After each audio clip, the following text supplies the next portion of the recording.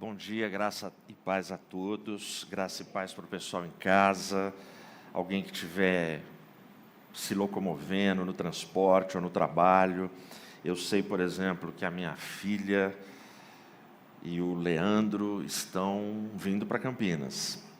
Então, se estiverem conectados, beijo e abraço para vocês. A obra é de Deus, amém? Livro de Neemias, capítulo 6, eu vou ler em nome de Jesus, o versículo 16. Se você quiser acompanhar na sua Bíblia, te aconselho a manter aberto, que a gente vai ficar nesse capítulo, você em casa também, Neemias 6, 16, em nome de Jesus. E sucedeu que, tendo ouvido todos os nossos inimigos, e todos os pagãos que estavam junto a nós, ficaram muito desanimados aos seus próprios olhos, porque perceberam que esta obra fora feita pelo nosso Deus. Amém? Feche os seus olhos. Pai Santo e Poderoso, glória e louvor pertencem a Ti. Obrigado, Senhor, porque Tu governas de forma absoluta, porque Tu és o Rei dos Reis e Senhor dos Senhores, e é Tu quem comandas todas as obras da nossa vida e da nossa igreja. Continua conosco, fala conosco nessa manhã. Em nome de Jesus eu oro. Amém. Todos podem se assentar.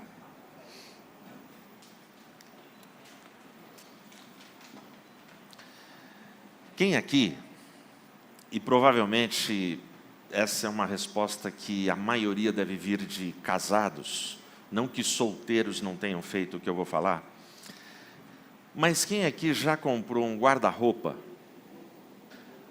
numa loja qualquer, nas Casas Bahia, na Cibelar, como é que é aquela loja daquela dupla caipira? Marabras,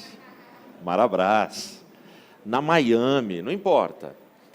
Quem aqui já comprou um guarda-roupa para levar para casa, e aí o vendedor falou assim para você, se você pagar tanto, o montador monta.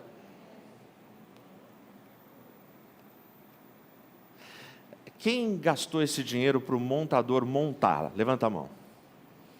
Tudo bem. Quem falou assim, não, deixa comigo?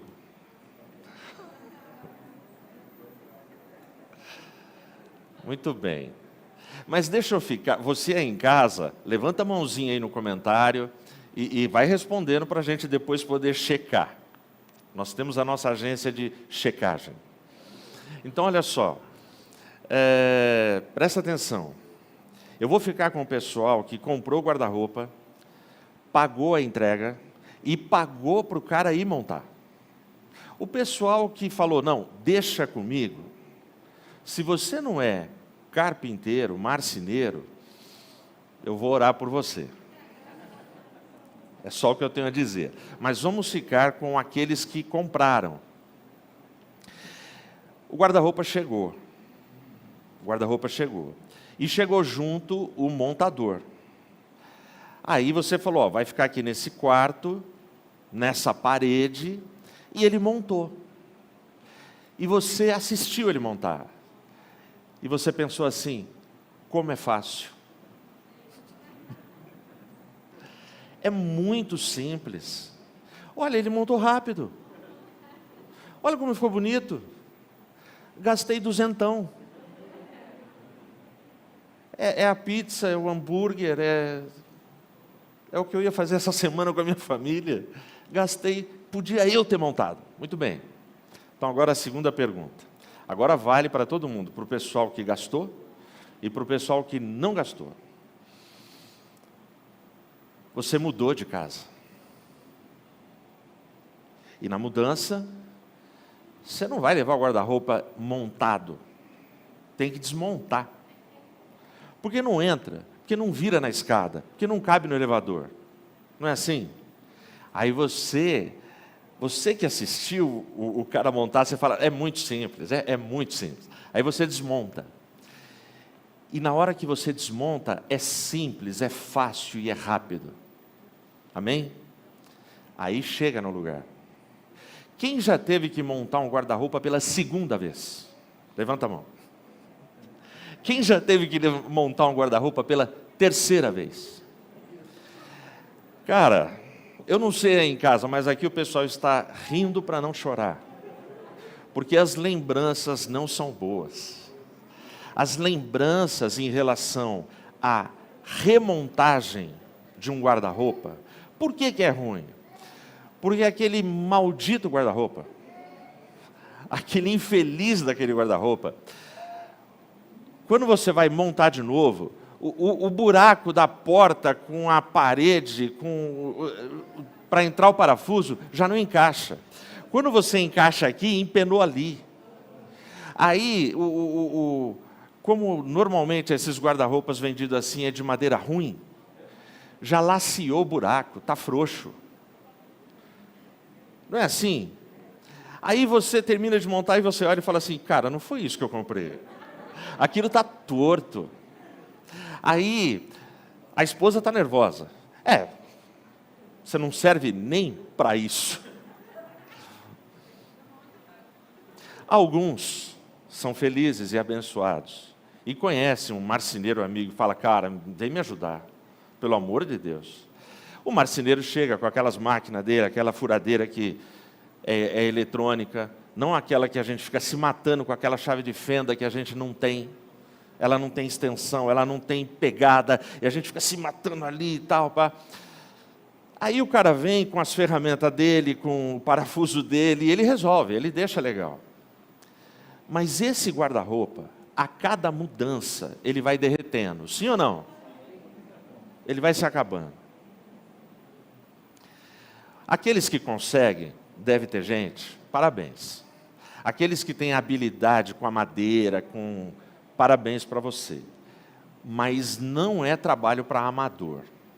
Isso é trabalho para profissional. Ok? Neemias, gente. O Neemias da Bíblia.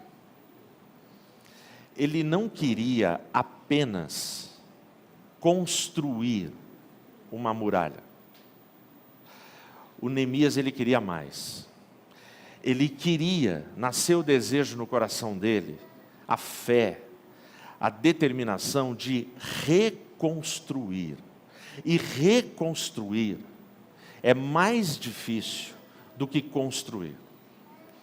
Montar o guarda-roupa pela segunda vez é mais difícil. Pela terceira, então.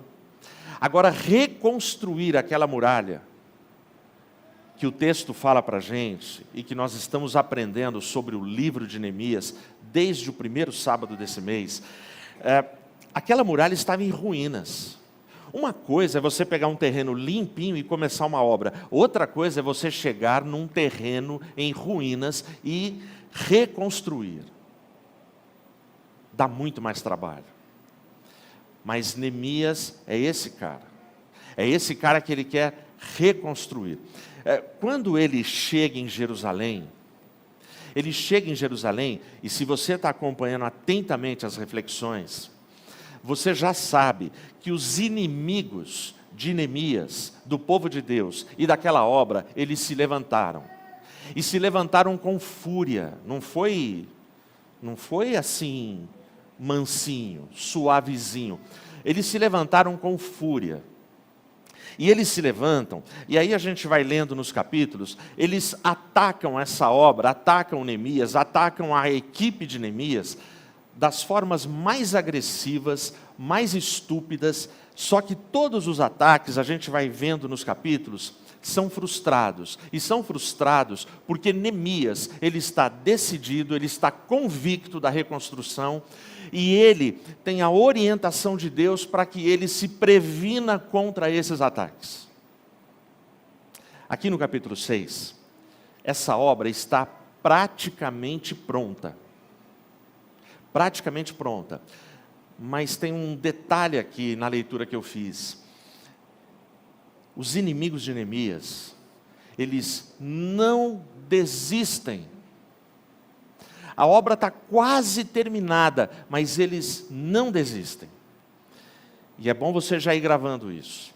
Na minha vida, na sua vida, os nossos inimigos, eles não desistem. Para piorar, eu falei de ataques agressivos, ignorantes, estúpidos, ataques, por vezes, foram tentados ataques físicos, só que os inimigos perceberam que nada abalava ou demovia Neemias daquela obra. Então os caras, eles começam a mudar as estratégias. Então os nossos inimigos, gente, quando você pensa assim, me livrei, esse tipo de tentação não está vindo mais, fique esperto. Fique esperto, porque os nossos inimigos, eles não se cansam. Eles querem a nossa derrota, eles querem a nossa humilhação, eles querem ver você no pó. E como é que Neemias, ele vai reagir? É isso que o capítulo 6 vai mostrar para a gente.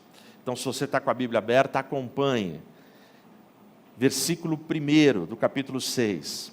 Ora, sucedeu que quando Sambalate e Tobias e Gésem, o árabe, e o restante dos nossos inimigos ouviram que eu havia edificado a muralha, e que não havia fenda, embora naquele tempo eu não tivesse posto as portas nos portões. Essa tradução fala fenda. A maioria das traduções fala brecha. Se você está com a sua Bíblia aberta, fala brecha. A primeira coisa que eu quero destacar aqui para você, Neemias, quando ele começa essa obra, a reconstrução das muralhas, e a obra está quase acabada, ele tem o cuidado de fechar todas as brechas. Na sua vida, na minha vida, se você deixar brecha, e brechas são pequenas fendas por onde coisas podem passar e inimigos podem entrar, essas brechas têm o potencial de nos destruir. E aí, deixa eu te fazer uma afirmação. Muita gente está se sentindo derrotada, muita gente está se sentindo abalada, desanimada, e muita gente usa a seguinte frase: o inimigo está acabando comigo, o inimigo me atacou. Satanás, grava essa frase, Satanás, ele não tem legalidade sobre a sua vida. Satanás, ele não tem direitos legais sobre a sua vida. Ele não pode reivindicar assim, eu sou o seu Senhor. Ele não pode. Ele não tem esse documento, essa herança, esse poder, ele não tem. Quando que ele começa a nos iludir e fazer-nos acreditar que ele manda? Quando a gente deixa brechas abertas na nossa vida. Porque por essas brechas ele entra, e nessas brechas ele começa a tentar manipular e nos controlar. Tem exemplo, pastor? Tem. Se nessa audiência que está aqui, ou nessa que está me acompanhando online, se tem pessoas que no seu secreto, 1, 2 vezes na semana, ou todo dia, gasta lá minutos com pornografia, é uma brecha que você abriu na sua vida. E esta brecha faz com que Satanás chegue e ele exija de você determinadas coisas. Quais? Você começa a se sentir inadequado para a oração. Você começa a se sentir envergonhado para dobrar os joelhos e falar com Deus. Você começa a ter a sua consciência pesada e te acusando. Você deixa de ter autoridade nos seus relacionamentos. E quando eu digo autoridade, eu não estou falando de um cara mandão que determina. Não. Eu estou falando de você poder andar de cuca tranquila, de cabeça tranquila, coração leve, e emitir a sua opinião, falar, concordar, discordar, cooperar. E eu poderia aqui colocar uma lista imensa de brechas que a nossa geração tem aberto na sua vida. A boa notícia desse texto, a boa notícia do capítulo 6 de Neemias, é que mesmo que você tenha deixado uma meia dúzia de brechas abertas na sua vida, Satanás não tem legalidade sobre a sua vida. O povo de Israel deixou brechas na muralha. Neemias chegou e falou: fecha essas brechas. E os inimigos não tinham por onde entrar. E então dá para se arrepender. E dá para fechar as brechas. Versículo 2. O versículo 2 ele diz assim: que Sambalate e Gésem mandaram dizer-me: vem, reunamo-nos em algumas das aldeias da planície de Ono. No entanto, eles pensavam em me fazer mal. Quem aqui já viu um clipe trash pra dedéu? Que é um rapazinho magrelinho com umas meninas cantando uma música que também é muito trash. Chuta que é laço. O Luiz viu. A Valerie viu. Temos aqui uma clientela de trash. E eu. Mais ninguém. É um garoto, eu não sei de que denominação, não é da nossa, mas é um vídeo, e a música e é uma musiquinha ruim, alguma coisa do tipo: a menina está dando bola para não sei quem, e não sei quem, não é boa coisa, tal. Aí o coro dessa musiquinha é: chuta que é laço, chuta que é laço. Mais ou menos isso, né, Lu? Interpretei bem certinho. Então, olha só. Versículo 2, tem um laço aqui. O versículo 2, você já vai percebendo a mudança de atitude, de estratégia de Sambalate e de Tobias. Eles atacaram muito essa obra. Eles atacaram demais Neemias. Aí aqui eles falam assim: vamos bater um papo. Eu queria um encontro. Vamos ter uma reunião. Vamos conversar. E vamos ali no Vale de Ono. O que é o Vale de Ono? O Vale de Ono, a palavra Ono no hebraico significa forte. O vale era um lugar neutro. Então, nem na sua casa, nem na minha casa, vamos num lugar neutro, para a gente bater um papo. Só que Neemias, ele está focado na obra, ele percebe, e o versículo 2 termina dizendo que Neemias falava, ele fala assim: não, os caras, eles intentavam, eles queriam fazer o mal à minha pessoa. Então você não precisa ir conversar e bater papo com o seu inimigo. Sabe aquela coisa medonha que a gente vê como um espetáculo midiático em algumas denominações e fica passando na televisão na madrugada, os caras batendo um papão de meia hora com o endemoniado? Quem é você? De onde você vem? Papapá, papapá e tal. O que você... Cara, a única vez que Jesus fala alguma coisa é com aquele endemoniado gadareno: quem você é? Uma legião, tal, sai daqui e entra nos porcos e tchau. É Judas, né? Aquela carta antes do Apocalipse, fala que Gabriel, quando ele contendia com Satanás, ele não ousou proferir palavras contra ele, mas ele, no nome de Jesus, ele repreendeu. E cara, eu estou falando de Gabriel, hein? Eu estou falando de um anjo que é um anjão. É um anjo que é anjo superior, é querubim. Ele está acima dos anjos. É anjo que manda nos anjos, na hierarquia celeste. Mas ele não entrou nessa roubada de ficar batendo papo com o demônio. Versículo 3. O versículo 3: e enviei-lhes mensageiros dizendo: estou fazendo uma grande obra, de modo que não posso descer, porque cessaria a obra enquanto eu desço até vós? Essa foi a resposta que Neemias mandou. Neemias, ele fala: eu não vou bater papo com vocês, e eu não vou porque eu estou fazendo uma grande obra. Por que eu vou parar a obra para dar atenção para vocês? Vocês são meus inimigos. Vocês só querem o nosso mal. Vocês não querem ver essa muralha erguida. Por que eu vou perder meu tempo com vocês? Eu trago aqui nesse versículo a palavra consciência. Neemias, ele tem consciência de quem ele é, da missão dele, do propósito dele, do que ele tem que fazer. é o cara que visitava uma obra e ele chega para um pedreiro lá naquele grande canteiro de obras e fala: o que você está fazendo? O pedreiro falou assim: eu estou assentando tijolos. Perfeito. Ele foi em outro pedreiro: o que você está fazendo? Estou erguendo uma bela parede. Perfeito. Chegou no terceiro pedreiro: o que você está fazendo? Eu estou construindo o principal hospital dessa cidade, com 15 andares, que vai tratar exclusivamente de pessoas portadoras do câncer. Esse cara sabia o que ele estava fazendo.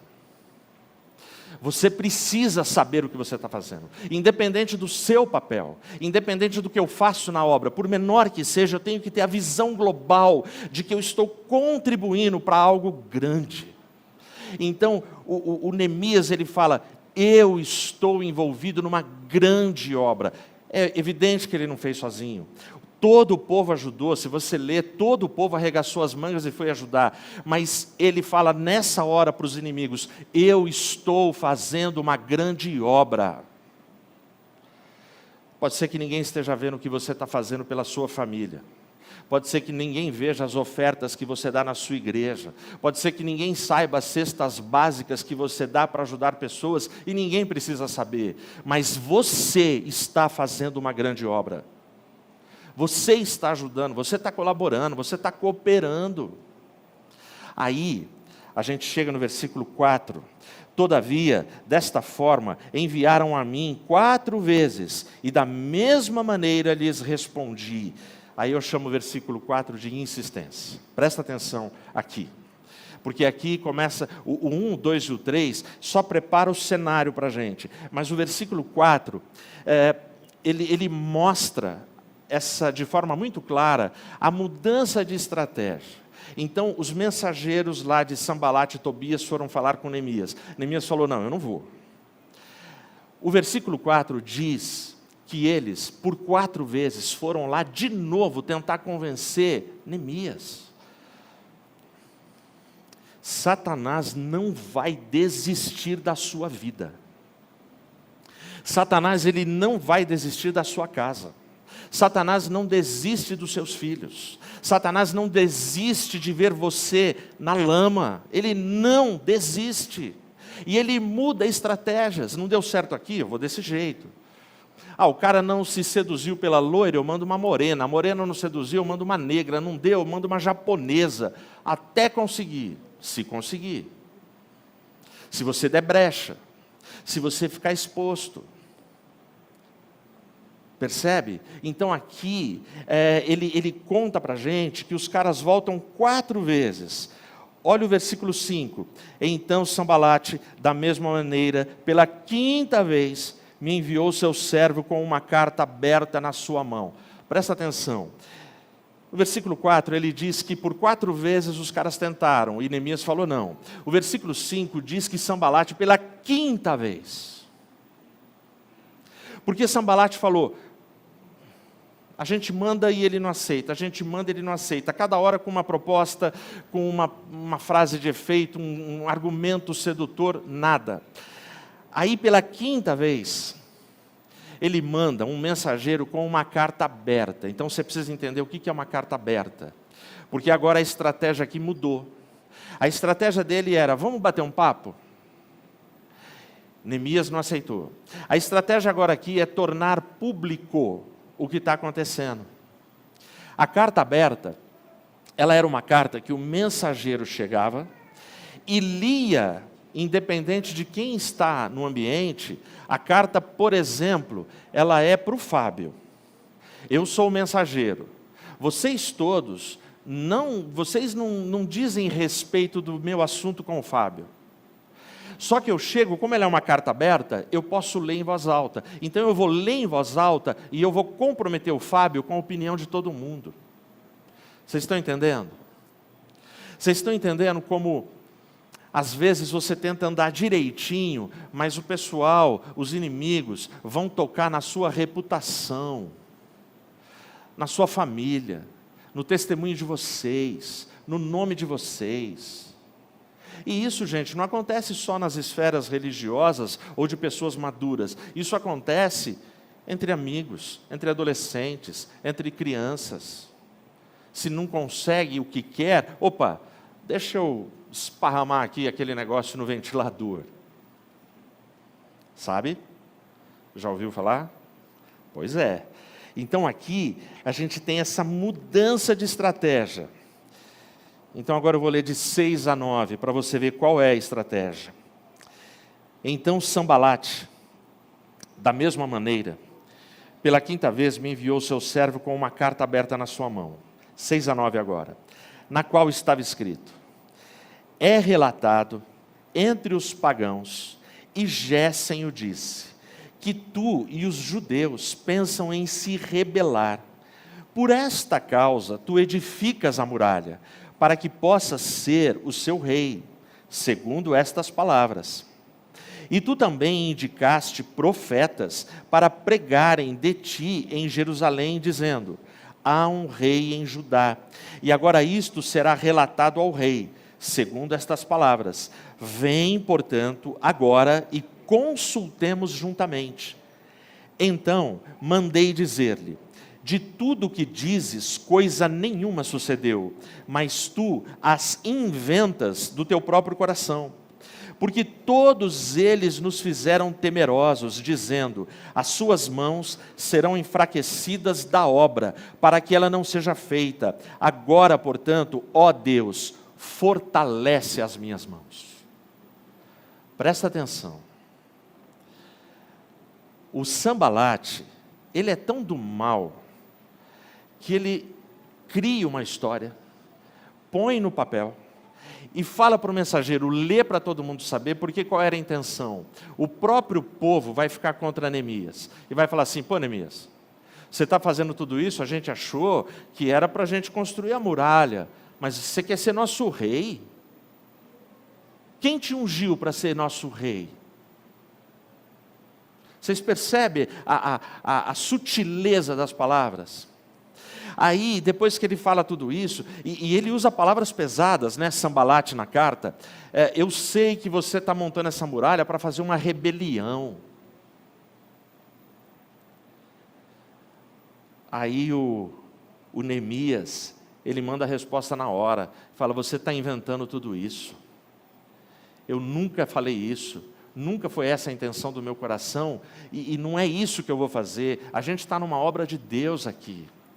E aí os caras ainda ameaçavam. Sabe quando você é ameaçado espiritualmente?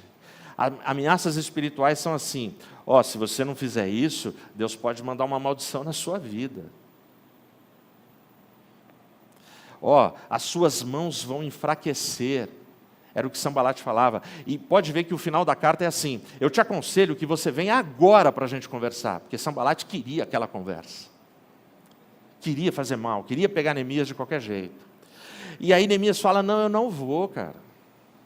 E ele termina dizendo: e eu orei ao Senhor para Ele fortalecer as minhas mãos.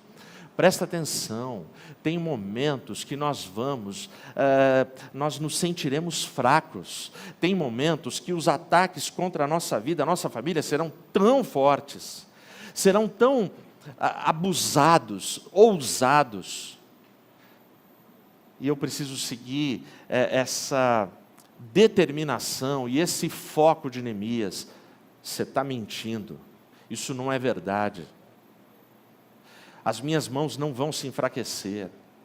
Senhor, em nome de Jesus. A oração de Neemias aqui, se eu fosse traduzir para uma linguagem bem popular, é uma oração assim: Senhor, em nome de Jesus, não deixa eu pagar esse mico, não deixa eu passar essa vergonha, não me deixa sozinho, Senhor, dá força aqui nos meus braços. É isso que ele está pedindo. Aí, a gente chega para um ponto aqui do capítulo que eu chamo de sedução. Versículo 10 até o 14. Depois eu fui à casa de Semaías, o filho de Delaías, o filho de Meetabel. 3 boas sugestões de nomes para mães que estão grávidas. Não, dá uma olhada. Semaías, Delaías, Meetabel. Hã? Que sorte, hein, tal, que é menina. E que já tem nome. Continuando. que estava recluso, e ele disse: reunamo-nos na casa de Deus, dentro do templo, e fechemos as portas do templo, porque eles virão te matar. Sim, à noite virão matar-te. Não perde o raciocínio desse texto. O Neemias foi na casa de Semaías. Semaías está falando para ele, ó, reunamo-nos. O Semaías está falando assim: eu estou junto com você. Perceba, reunamo-nos na casa de Deus, dentro do templo, fechemos as portas do templo, porque eles virão te matar. Sim, à noite virão matar-te. E eu disse: deveria um homem como eu fugir? E quem há que, sendo como eu sou, entraria no templo para salvar a sua vida? Eu não entrarei. E eis que eu percebi que Deus não lhe havia mandado, mas que ele pronunciava esta profecia contra mim, porquanto Tobias e Sambalate lhe haviam contratado. Para isso ele foi contratado, para que eu ficasse temeroso, e assim fizesse e pecasse, e para que pudessem ter assunto para um mau relato, para que eles pudessem me afrontar. Lembra-te, meu Deus, de Tobias e de Sambalate, conforme estas suas obras, e da profetisa Noadias, e do restante dos profetas, que quiseram me atemorizar. Por que eu chamo de sedução? Quando Satanás, quando seus inimigos perceberem que não adianta te atacar porque você não cai, ele ainda tem uma estratégia. E a estratégia vai tentar pegar você no contrapé, nas coisas que você gosta, que você respeita, que você venera, que você adora. A estratégia aqui mudou. A estratégia aqui agora foi assim: Semaías, a gente tem que pegar ele na religião. Leva ele para o templo, fala que vão matar e fala que você vai junto, para ele se esconder no templo, porque no templo, aí ele indo lá, a resposta de Neemias é demais. Ele fala assim: peraí, um homem como eu iria fugir? Será que eu vou fugir? E você acha que eu vou fazer aquilo que desagrada a Deus? E tudo isso que vocês estão falando é para causar temor em mim? Para você entender a importância de conhecer Bíblia. Porque a resposta de Neemias, ele só conseguiu dar essa resposta porque ele conhece Bíblia, senão ele ia cair. Eu vou para o templo, eu vou para a casa de Deus, lá eu estou protegido. Neemias sabia que ele não podia fazer isso, porque somente o sacerdote poderia entrar no templo. Somente o sacerdote poderia fazer isso. Ele, Neemias, por melhor que ele fosse, por um líder brilhante que ele fosse, ele não era sacerdote, ele não podia fazer isso. E aí ele saca toda a estratégia, ele fala: bom, e aí vocês vão ter ocasião para falar de mim mal publicamente perante toda a nação. Ele ia queimar o filme dele, ele ia se arrebentar. Por que ele não caiu? Porque ele conhece Bíblia. Se ele não conhecesse Bíblia, ele ia cair. Você acha que dá para enfrentar suas batalhas somente vindo de sábado na igreja e pedindo para o pastor fazer uma oração no final do culto? Você acha mesmo que vai dar para você passar a semana num deserto teológico, onde você nem se aproxima desse livro, você não abre esse livro, você não lê esse livro, você não medita nas obras de Deus, na lei de Deus? Você acha? Você precisa de munição, você precisa de defesa, você na sua casa precisa, cara, para a tua família. Se você é um sacerdote aí, você precisa. Se você é uma esposa separada, deixa eu te dizer, a sacerdotisa aí é você. Você precisa. Não dá para deixar para os outros o que é missão minha, o que é missão tua. Aí, eu peguei um texto aqui para ler com vocês. Vai lá em Salmo 119. Fiquem tranquilos que eu não vou ler o Salmo inteiro. Amém. O Salmo 119, o versículo 97. Só para você entender, o Salmo 119, ele é composto por blocos de 8 versículos. Tem 8 versículos, tem um poema, aí já muda, começa outro. Tudo blocos de 8. Ele é escrito em forma de acróstico. Cada versículo, quando começa o poema, é uma letra do alfabeto hebraico. E todos esses pequenos poemas que compõem o Salmo 119 falam sobre a lei de Deus. Esse trecho que começa no versículo 97 e vai até o 104, esse trecho eu vejo Neemias aqui. Olha que linda essa poesia. Ó, como eu amo a tua lei. É a minha meditação todo o dia. Tu, através dos teus mandamentos, me fizeste mais sábio do que os meus inimigos, pois eles estão sempre comigo. Tenho mais entendimento do que todos os meus professores, pois os teus testemunhos são a minha meditação. Eu entendo mais do que os anciãos, porque guardo os teus preceitos. Refriei os meus pés de todo o caminho mau, para que eu pudesse guardar a tua palavra. Não me apartei dos teus juízos, pois tu me ensinaste. Quão doces são as tuas palavras ao meu gosto, sim, mais doces do que o mel à minha boca. Através dos teus preceitos consigo o entendimento, portanto, eu odeio todo falso caminho. Amém. Cara, Neemias é esse cara. Ele venceu todos esses ataques porque ele conhece a lei, pratica a lei, obedece a Deus mais do que os inimigos dele.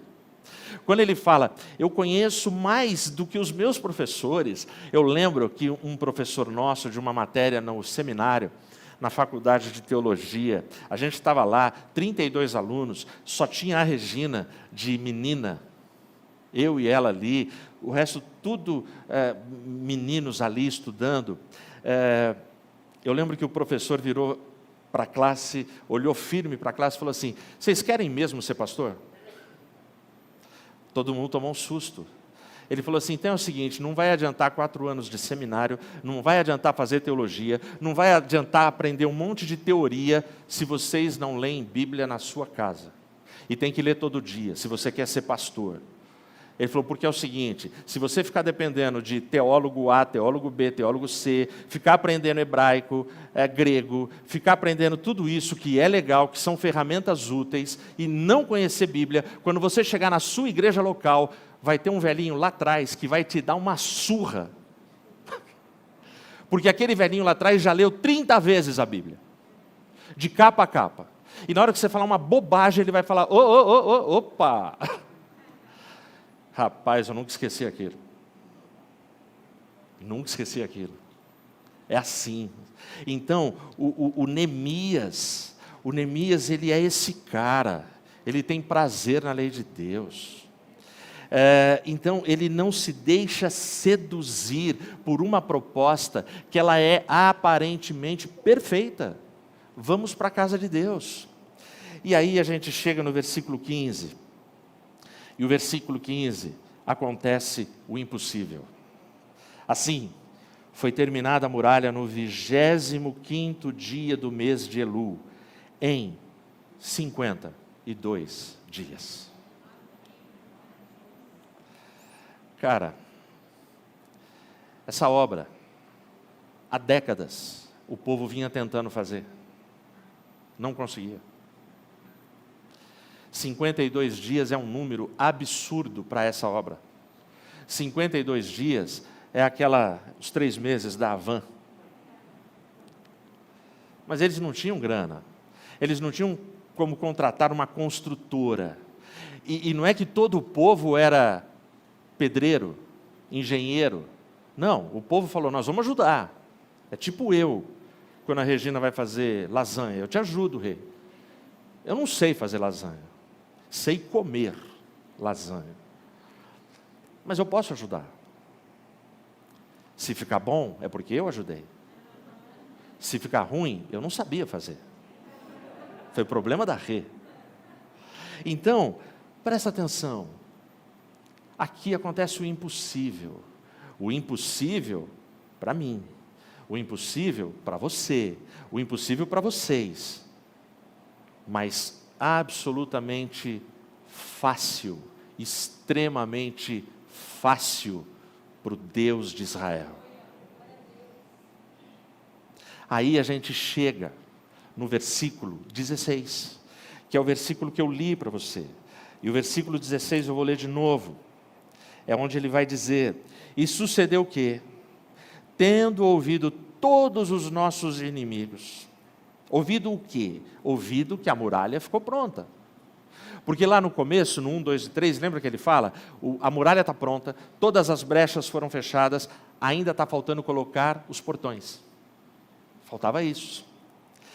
Sucedeu que, tendo ouvido todos os nossos inimigos e todos os pagãos que estavam junto a nós, ficaram desanimados aos seus próprios olhos, porque eles perceberam que esta obra fora feita pelo nosso Deus.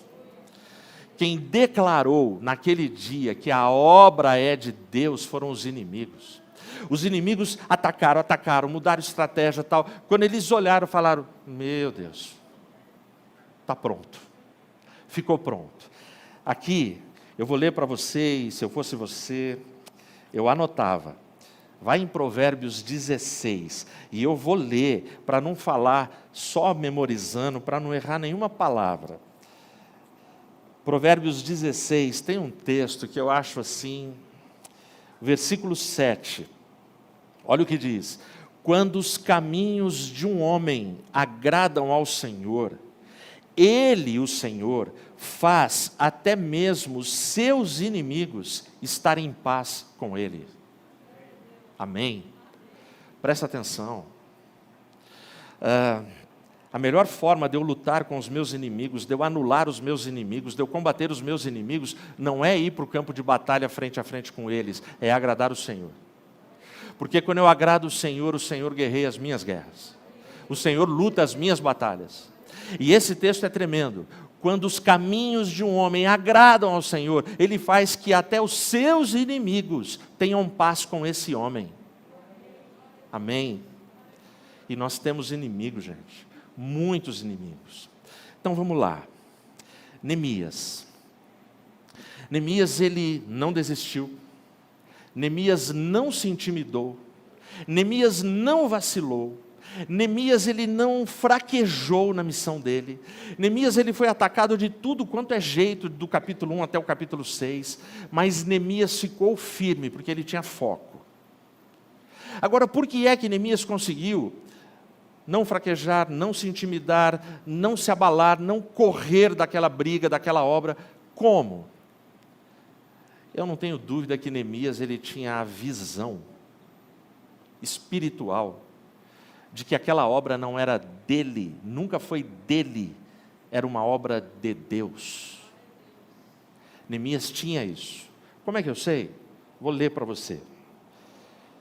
Esse texto foi lido aqui. Capítulo 1, os versículos 3 e 4. E eles me disseram: os restantes que ficaram do cativeiro, lá na província, estão em grande aflição e desprezo, e a muralha de Jerusalém também está demolida, e os seus portões estão queimados pelo fogo. E sucedeu, quando ouvi estas palavras, que eu me assentei e chorei, e lamentei alguns dias, e jejuei e orei diante do Deus do céu. Neemias, ele sabe que é obra de Deus.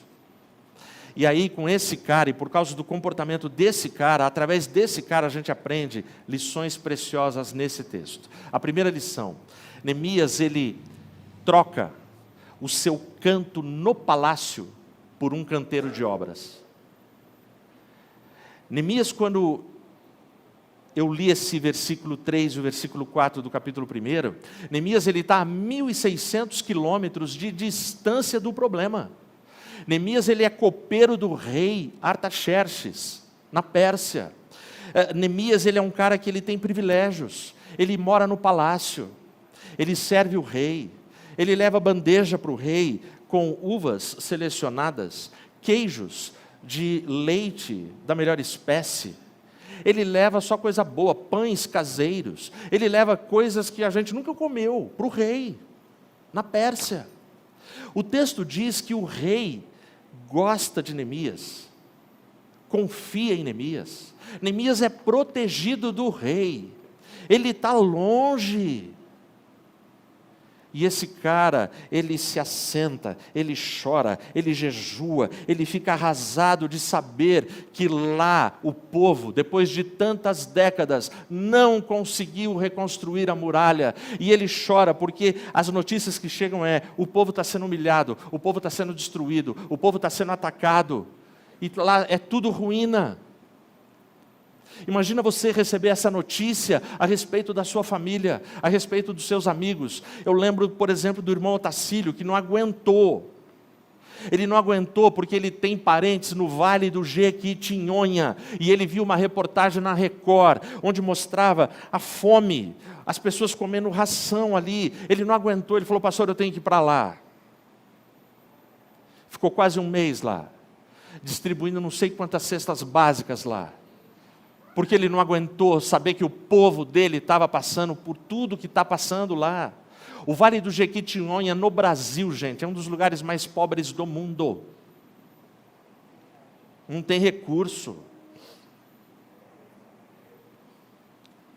Então Neemias, ele tem proteção, ele tem conforto, a vida dele está garantida. Mas ele decide sair da zona de conforto. Ele troca um canto no palácio por um canteiro de obras, porque ele sabe que a obra é de Deus. Ele tem essa consciência, ele tem essa convicção. Por isso esse cara chora, por isso ele passa pelo que ele passa. A segunda lição que a gente pega do testemunho de Neemias,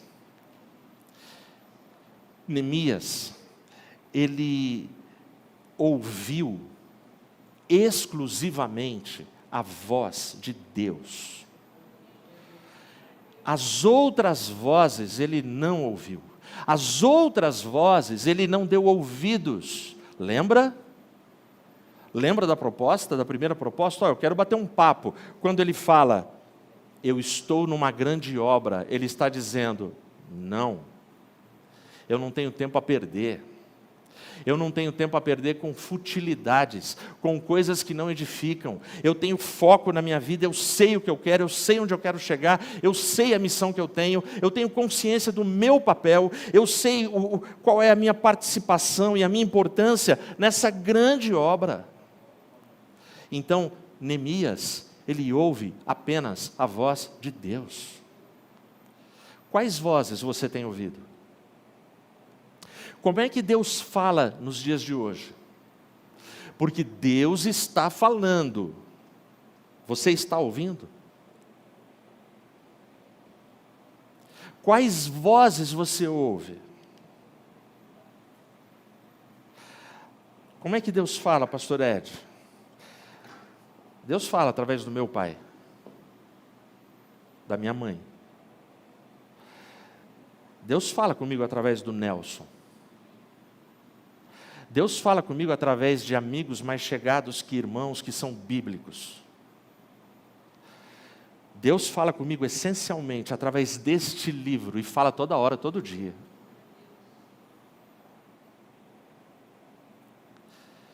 De vez em quando, Deus é tão bondoso e tão misericordioso que Ele fala comigo através de um sonho. Deus fala. Deus continua falando. Deus fala através de eventos, de uma perda, de uma enfermidade, de coisas que acontecem que a gente fala, por que aconteceu? O tempo vai passar e você vai entender por que aconteceu. Deus fala. Deus fala. E fala muito. Fala com amor, fala com poder, fala com longanimidade. Ele fala. Mas quais vozes você está ouvindo? Daqueles amigos que só te levam para o buraco, dos amigos que não têm Bíblia, dos falsos pastores. Você não ouve pai e mãe, porque pai e mãe é um negócio muito Pai e mãe, para mim, é só banco 24 horas, eu vou para sacar. Então, desculpa, as vozes que você escolhe para falar com você, de influenciadores, youtubers, celebridades, homens e mulheres que estão ensinando 10.500 maneiras de praticar sexo e ter prazer. É sério mesmo? É sério que são essas vozes que você está escolhendo para a sua vida? Deixa eu te falar, cara, eu atendo gente todo dia. Atendo desde leigos, desde adolescentes, até pastores, esposas de pastores. Eu atendo gente do Brasil inteiro, por conta do cargo que eu ocupo no ministério pastoral. E, invariavelmente, a maioria dessas pessoas, elas estão enroladas na vida, destruídas nos seus relacionamentos, destruídas na sua juventude, destruídas nos seus lares, nos seus ministérios, nos seus sonhos. Elas estão destruídas porque começaram a ouvir outras vozes. Vozes que elas achavam assim, não, comigo não. Eu sei ouvir. É o canto da sereia, sabe? O mito da sereia, os navegadores ficam encantados, seduzidos pela sereia, porque a sereia é linda, e o canto dela é sedutor. Só que quando você lê o mito da sereia, a sereia, o que ela quer com aqueles navegadores? Ela simplesmente quer pegar esses navegadores, seduzir, afogar e matar.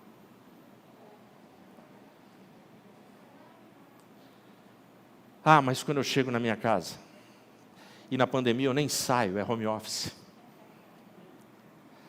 Eu ouço a voz de Deus. Quando a Rê fala comigo.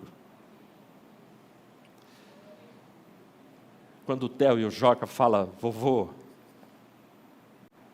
Quando o meu filho fala comigo. Quando a Tal fala comigo. Quando a Mary fala comigo. Quando o Leandro, que pouco fala, fala comigo. Sabe por quê, gente? Porque Deus sabe que eu e você precisamos de simplicidade para ouvir a voz dEle. Lá no Sinai, o povo não conseguia nem chegar perto do monte, por causa de relâmpagos, de raios, de trovões. Foi um espetáculo assim, não dava. Eu e você, nós precisamos do que Elias encontrou naquela caverna, de uma voz suave e mansa, e essa voz suave e mansa vem de gente como a gente, e que Deus coloca no nosso caminho, gente que nos ama. Ele fala. Então Neemias, ele não ouviu outras vozes, e a última lição que a gente pega aqui é, Neemias suportou os ataques. Então presta atenção, quem quer reconstruir, e nós queremos, tem 2 casas derrubadas aqui, tem terra, tem ruínas aqui do lado. Nós queremos reconstruir. Quem quer reconstruir, saiba de uma coisa, tem oposição, tem inimigos que se levantam contra nós, ou se levantam declaradamente, ou se levantam como a última estratégia contra Neemias, sedutoramente, com uma vozinha mansa, misturando teologia e religião pelo meio. Neemias suportou todos os ataques e ficou firme e não se abalou. Conclusão dessa reflexão. Como que essa obra aconteceu tão rápido? 52 dias, gente. Tudo bem, eu já expliquei para você, é o impossível de Deus, que para Ele é fácil, extremamente fácil. Mas como essa obra chegou tão rápida? Bom, se ela chegou tão rápido e esse impossível aconteceu, deixa eu te dizer, eu e você precisamos também reconstruir os muros à nossa volta. Décadas, grava isso, décadas de ruínas, não tinha muralha. Jerusalém e o povo era afrontado e atacado, e destruído e conquistado. Porque esse povo lá atrás se afastou de Deus. Esse povo lá atrás desprezou os mandamentos de Deus. Esse povo lá atrás não meditava mais na lei de Deus, não praticava a lei de Deus, não tinha prazer na lei de Deus. Lá atrás, só ruínas. Agora Neemias volta. E se a gente fosse no capítulo 1 de Neemias para ler a oração de Neemias, na oração ele fala: a gente se voltou contra ti, Senhor, nos perdoa. Ele se inclui, ele não está fora. Senhor, a gente quer voltar a te honrar, a obedecer os teus mandamentos. Ele fala tudo isso.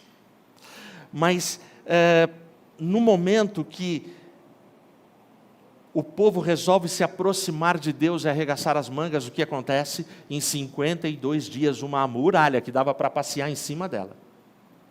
Não é um murozinho que nem da sua casa e da minha casa.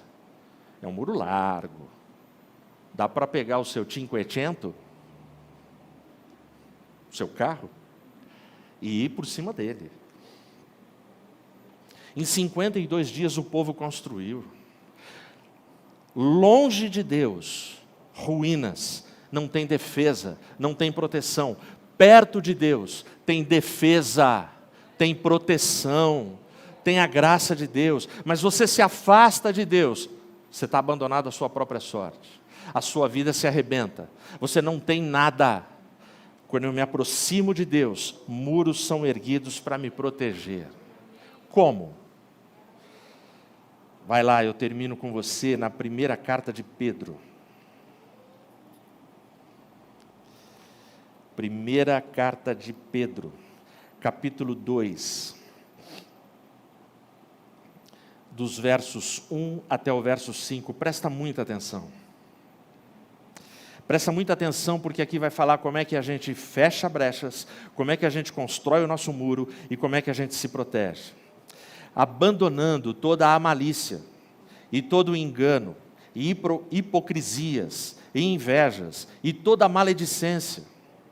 Como bebês recém-nascidos, desejai o leite sincero da palavra, a fim de que assim possais crescer.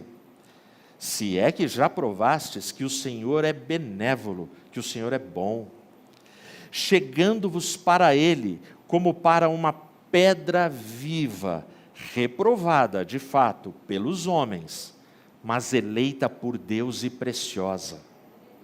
Vós também, como pedras vivas, sois edificados uma casa espiritual, um sacerdócio santo, para oferecer sacrifícios espirituais aceitáveis a Deus por Jesus Cristo. Nós somos pedras vivas, cara. E Deus quer erguer, sabe, essa muralha em volta de nós. Ah, pastor, é para a gente não ter acesso? Não, não confunde errado. Eu preciso me relacionar com todas as pessoas. Eu preciso interagir com todas as pessoas. Eu preciso evangelizar, dar o meu testemunho. Eu preciso falar de Cristo, mas eu tenho que ter essa proteção. Eu tenho que ter a proteção do jejum, da leitura, da oração, da consagração, da entrega, da convicção no Evangelho, da convicção de pecado. Eu preciso saber quem eu sou, os meus limites, que eu tenho, sabe, eu não consigo sozinho, eu preciso disso. E eu sou pedra viva para edificar na sociedade. Eu preciso ser pedra viva para chegar na sociedade e não ser influenciado por ela, mas influenciar ela. Termino com um momento que eu estava numa Bono Pneus aqui de Campinas.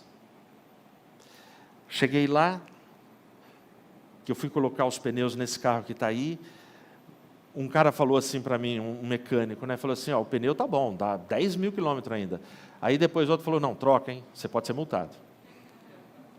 Aí eu falei, vamos trocar, né? Aí fui lá na Bono. Cheguei lá, o cara, quanto tempo? Ele falou, 40 minutos, 50 minutos. Eu falei, tá bom. Bom, você sabe que quando você vai trocar pneu, o cara ergue o teu carro e ele em 10 minutos vem falar com você que tem mais alguma coisa. Sim? É padrão?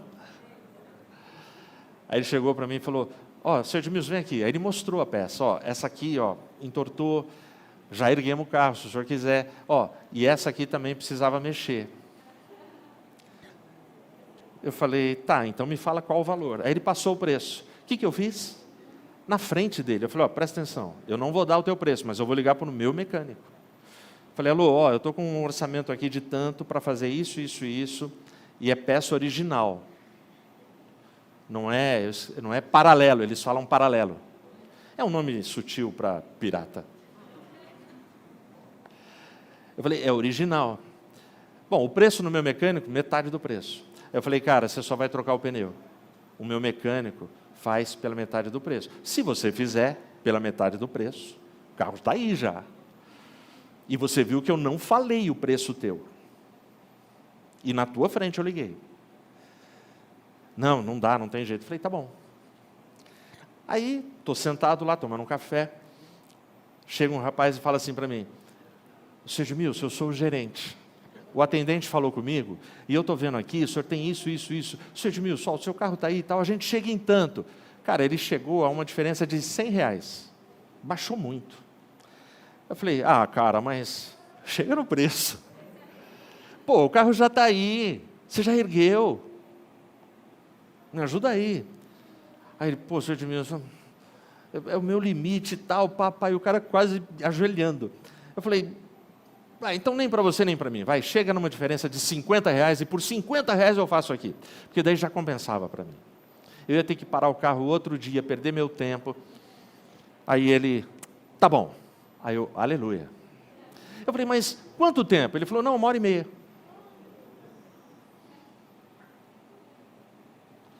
Passou 2h30. Aí eu fui até o cara e falei, cara, e aí, tá tudo certo? Acharam mais peça? Aí ele falou, não, é que a pecinha aqui a gente achou que tinha no estoque, não tinha, o rapaz foi pegar na concessionária. Eu falei, não, tudo bem. Não fiquei estressado, não fiquei nervoso. Falei, tá bom, liguei para Rê, eu falei, Rê, vai longe aqui, viu? Aí, eu sempre, nessas horas que eu fico tenso, ou nervoso, ou sei lá, eu fico pensando assim, Senhor, por quê? O que tem para eu fazer aqui? Eu falei, eu vou evangelizar o cara que me atendeu. Aí eu comecei a conversar com ele. Eu esperei, porque é muito cliente entrando e saindo, não dá tempo de ficar batendo papo. Aí numa deixa eu cheguei e falei, e aí, cara, tudo bem e tal, pá? Estou vendo que você tem uma aliança no dedo. Casado? É, sou. Filhos? É, tenho um filhinho e tal, pá. Falei, que legal. Você tem? Eu falei, tenho filhos e tenho netos. Que legal, o que você faz? Eu falei, eu sou pastor evangélico. Sério? Esse cara estava me atendendo secamente. Ele não queria dar desconto, foi o gerente. Aí ele falou, sério? Eu falei, sério. Eu falei, eu trabalho como publicitário, é de onde sai o leitinho das crianças. E tá bom? Eu falei, não tá, né, com essa pandemia. O pessoal para de anunciar. Eu falei, mas nós estamos sobrevivendo, vai passar. Eu falei, mas eu sou pastor, sou voluntário, há 30 anos, não recebo um centavo para fazer o que eu faço, porque eu sou apaixonado para fazer o que eu faço. Ele falou, pô, que legal. Que igreja? Adventista da Promessa. Ele falou, puxa vida, quando eu era criança eu ia na Adventista. Eu falei, e hoje? Ele falou, não vou. Eu falei, e teu filhinho? Não, puxa, eu preciso levar ele. Qual é a sua igreja? Eu falei, IAP do Parque, digita ele, canal, se inscreveu. Ele falou, eu vou começar a acompanhar vocês. Eu falei, vai lá. Eu falei, mas vai lá visitar a gente. Ele falou, não, eu vou sim, eu preciso levar o meu filho. E ficamos batendo papo.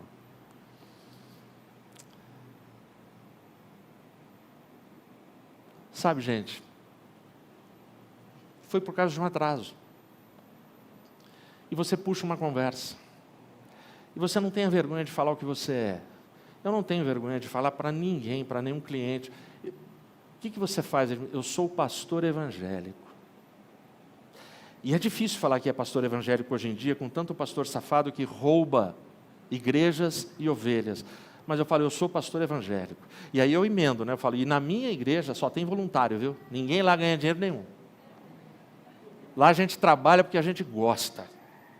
E com isso, pelo amor de Deus, pastores, trabalhadores que estão me ouvindo, eu não estou criticando vocês, mas eu tenho que aproveitar essa característica nossa, sim ou não? Amém? Então presta atenção, gente. Essa obra é de Deus. essa obra é de Deus. Deus é soberano, Deus está conosco. Nós vamos enfrentar muitos inimigos? Vamos. Nós vamos ter obstáculos? Vamos.